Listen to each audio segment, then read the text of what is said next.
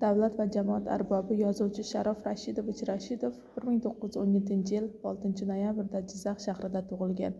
Jizzax pedagogika texnikumini, Samarqand davlat universitetining filologiya fakultetini tugatgan. Sharof Rashidov Samarqand viloyati gazetasida mas'ul kotib, muharrir o'rinbosari va muharrir, O'zbekiston Kompartiyasi Samarqand viloyati komiteti kotibi, Qizil O'zbekiston gazetasi muharriri, O'zbekiston Yozuvchilar uyushmasi boshqaruvi raisi,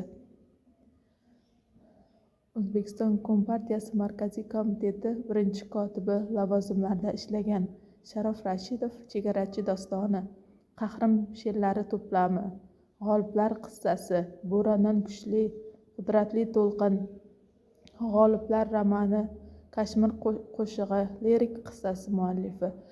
Sharof Rashidov rahbarlik qilgan yillarda Toshkentda metropoliten ishga tushdi. Chkalov nomidagi Toshkent aviatsiya zavodi dunyoning eng katta 5 ta aviatsiya birlashmalaridan biriga aylandi. Bu yerda yiliga 60 ta katta samolyot ishlab chiqarilgan. Toshkent traktor zavodida yiliga 21 ming traktor, Tashsilmash zavodida 10 ming paxta yig'ish kombayni ishlab chiqarilgan. 1969-yili Buruntov oltin koni ochilib, yiliga 100 tonna oltin qazib olinadi.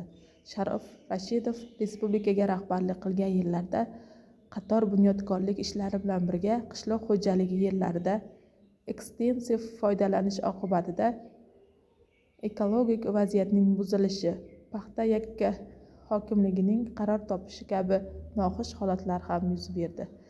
Sharof Rashidov 2 marta sotsialistik mehnat qahramoni, Lenin mukofoti